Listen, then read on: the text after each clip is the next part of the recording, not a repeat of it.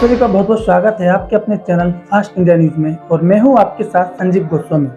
जैसे कि आप सभी को जानकारी है कि मध्य प्रदेश में विधानसभा चुनाव अपनी पूरी तरह दस्तक दे चुका है और जिसके चलते हर संभावित प्रत्याशी, हर प्रबल दावेदार चुनावी मैदान में आ रहा है। उसी क्रम में जैसे कि आपको जानकारी है कि हमारा चैनल हर बार हर दिन एक नए चेहरे से आपकी मुलाकात करवाता है, तो आज उसी क्रम में हम आप पहुंचे हैं मुरैना विधानसभा, जहां हम आपकी एक ऐसे नए चेहरे से मुलाकात करवाने वाले हैं जो कि काफी लंबे समय से, लगभग 25 से 30 साल से वो समाज सेवा क्षेत्र में जुड़े हुए हैं और ये स्वास्थ्य सेवाओं में काफी अच्छा योगदान देते आ रहे हैं। यहाँ की जनता का मानना है कि जब से डॉक्टर साहब ने अपना समाज सेवा क्षेत्र में कदम रखा है, जब से यहाँ की आसपास के जो ग्रामीण क्षेत्र है वहाँ के गरीब असहाय लोगों को स्वास्थ्य में कोई दिक्कत नहीं आती है। तो चलिए बात करते हैं कांग्रेस पार्टी के प्रबल दावेदार से और जानेंगे उनसे मुरैना विधानसभा की वर्तमान स्थिति के बारे में और जानेंगे वो कौन कौन से मुद्दे हैं जिस पर वो आने वाले कल में विकास के कार्य कराना चाहते हैं। तो चलिए बात करते हैं कांग्रेस पार्टी के प्रबल दावेदार से। सर, बहुत बहुत स्वागत है आपका हमारे चैनल फास्ट इंडिया न्यूज में। नमस्कार सर। नमस्कार सर। सर, सबसे पहले हम जानना चाहेंगे कि आपका नाम क्या है? मैं डॉक्टर राकेश महेश्वरी जी सर। जी, पार्वती नर्सिंग होम में काम करता हूँ। मैं और मेरी पत्नी यहाँ दोनों लोग जो है नर्सिंग होम चलाते हैं। जी सर, जैसे कि आज पूरी मुरैना विधानसभा के अंदर चर्चाएं हैं कि आप चुनावी मैदान में आ रहे हैं, तो ऐसा क्या कारण है कि जिसके चलते आपको चुनावी मैदान में आना पड़ा? मेरा जो व्यवसाय है वो जी मेडिकल प्रोफेशन से मैं जुड़ा हूँ। जी सेवा का तो एक बहुत अच्छा मौका इस प्लेटफॉर्म से भी मुझे मिल गया है। जी, लेकिन यदि हम देखें तो बड़ा लिमिटेड सा है ये प्लेटफॉर्म। अगर आप किसी पॉलिटिकल पार्टी से एफिलिएटेड होते हैं जी और पार्टी अगर आपको कुछ चुनती है इस काम के लिए जी, कि आप और किसी बड़े प्लेटफॉर्म पर काम करें, तो फिर इसको बहुत बढ़ जाता है। लोगों को मदद करने का एक जरिया जो मेरे प्रोफेशन के थ्रू है वो तो मैं करता ही हूँ, लेकिन उसके अलावा अगर पॉलिटिकल प्लेटफॉर्म पर काम करते हैं तो एक बड़ा विशाल दायरा हो जाता है जहाँ आप लोगों की मदद कर सकते हैं जी। और इसी भावना से मैं चाहता हूँ कि मैं पॉलिटिक्स में आऊँ और अगर पार्टी देती है मौका तो मैं पूरे प्रयास करूँगा कि मेरे से जो अच्छा हो सकता है उस एरिया के लिए मैं करूँगा।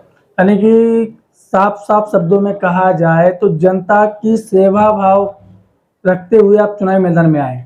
देखिए सर, मेरी उम्र करीब 65 वर्ष होने वाली है जी, तो इसके अलावा मेरे पास और मेरा कोई ऐसा एजेंडा नहीं है कि मैं उस काम के लिए पॉलिटिक्स में आऊँगा। जी, ईश्वर की कृपा से और लोगों के सहयोग से मैं अपनी जो मेरी व्यक्तिगत जिम्मेदारियां हैं, जी, जो मेरी सामाजिक जिम्मेदारियां हैं, वो करीब करीब मैं पूरी कर चुका हूँ और पारिवारिक जिम्मेदारियों से अब जब मैं करीब करीब मुक्त हूँ, मैं सोचता हूँ कि इस एरिया ने जो मुझे दिया है जी, मैं उसका कुछ रिटर्न कर सकूँ, तो मेरे लिए सौभाग्य की बात होगी। सर, जैसे कि आज आप चुनावी मैदान में हैं तो आपका जनसंपर्क भी जारी होगा जी, तो आप जनता के बीच आ जा रहे होंगे जी। तो इस दौरान आपको कौन कौन सी मूलभूत समस्याएं हैं जो आपको मुरैना विधानसभा की जनता के द्वारा सुनने को मिल रही हैं? देखिए सर, बड़ा सिंपल सा सिद्धांत है जी, कोई भी गवर्नमेंट जो काम करती है जी, लोगों की भलाई के लिए करती है। बिल्कुल।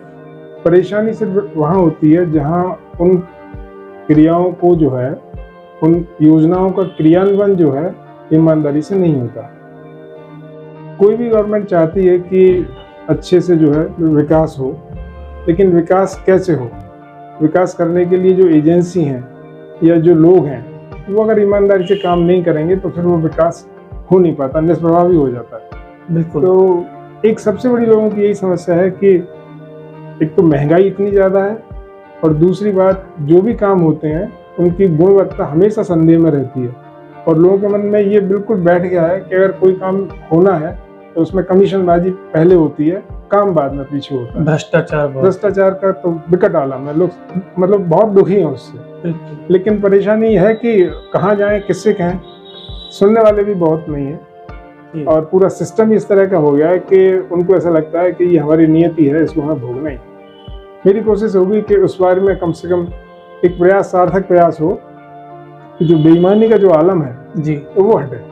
तो जनता कौन कौन सी समस्या है अभी वर्तमान में मुरैना विधानसभा की? वर्तमान में ऐसा समस्याएं देखेंगे तो कुछ अलग से नहीं है। सामान्य समस्याएं जो सब क्षेत्रों में वो यहाँ पे वो यहाँ पे है। यहाँ पे पर मुख्य जो समस्या है यहाँ की जी वो यही है कि यहाँ जो जितने भी ऑफिसेज हैं, वो चाहे राजस्व का हो, जी चाहे हेल्थ का हो, किसी भी मतलब ऑफिस में आप जाएंगे जी तो लोगों का काम तो होते हैं, लेकिन काम होने के पीछे वो परेशानियां जो होती हैं उनसे उनको निजात मिल जाए तो वो यही उनके लिए बहुत बड़ी सेवा हो जाएगी। जी अच्छा सर, जैसे कि मुरैना विधानसभा में देखा जाए कि स्वास्थ्य सेवाएं किस प्रकार संचालित हो रही हैं, यहाँ पे जो सरकारी अस्पताल हैं क्या वो पूरी तरह सही ढंग से संचालित हो रहे हैं? काफी ठीक से चल रहा है, काफी ठीक से चल रहे हैं और सरकारी जो अस्पताल है उनमें सुविधाएं भी निरंतर बढ़ रही हैं। तो ऐसा नहीं कह सकते कि सुविधाएं नहीं, सुविधाएं निरंतर बढ़ रही है। मेडिकल कॉलेज की मुख्यमंत्री जी ने घोषणा कर दी है, जो भी सरकार आएगी उसको धीरे धीरे पूरा करेगी। तो वो ऐसे बहुत पिछड़ा हुआ इलाका नहीं है और हम लोग आगरा और ग्वालियर के बहुत नजदीक हैं, तो करीब करीब सुविधाएं मुरैना में, मतलब ऐसा नहीं कह सकते कि सुविधाएं नहीं है या परेशानी होती, मिलती हैं, सुविधाएं मिलती हैं और अच्छी बेहतर हो सकती जी। अगर मान लीजिए सर, अगर आपको मुरैना विधानसभा क्षेत्र की जनता आशीर्वाद देती है और आप विधायक पद पर आते हैं, तो वो सबसे पहला कदम क्या होगा जिस पर आप पहले विकास कार्य कराना चाहेंगे? विकास कार्य का ऐसा कुछ अलग से तो नहीं सोचा है। मेरा तो मेन मकसद यही है कि बेईमानी वाला जो सिस्टम है वो ध्वस्त हो, ईमानदारी से काम हो, जो योजनाएं चल रही हैं वो बहुत अच्छे से ईमानदारी पूर्वक वो कंप्लीट हो और लोगों को जहां भी सुविधा हम दे सकते हैं, जो सरकारी सुविधाएं जो उनके मतलब उनको होनी चाहिए वो सब मिलती रहे, बस इतना ही सब मेरा काम है और उसी पे मैं फोकस रखूंगा। बहुत ज्यादा कोई ऐसे लंबे चौड़े मैंने समस्या देखी नहीं है जी कि ये करना है।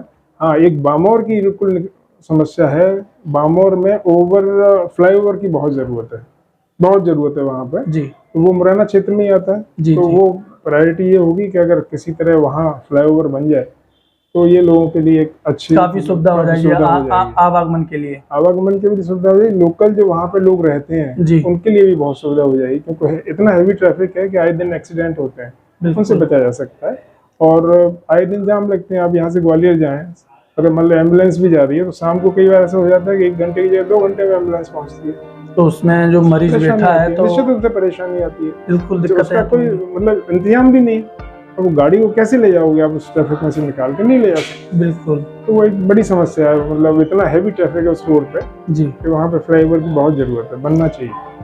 सर, चैनल के माध्यम से आप मुरैना विधानसभा क्षेत्र की जनता को क्या कहना चाहेंगे? सिर्फ इतना ही कि वो चुनाव जब करें, जिसको भी टिकट मिला, जो भी प्रत्याशी हो, चुनाव का आधार जाति ना हो और चुनाव का आधार सिर्फ एक ही बात हो कि कौन आदमी आपको ऐसा लगता है जो विकास कार्य कराएगा और ईमानदारी से कराएगा। उसमें मतलब ना तो भाई भतीजावाद हो, ना उसमें जातिवाद हो। बिल्कुल, इतना अगर कर सकते हैं मेरे ख्याल से अच्छे लोग आ जाएंगे आगे। धन्यवाद।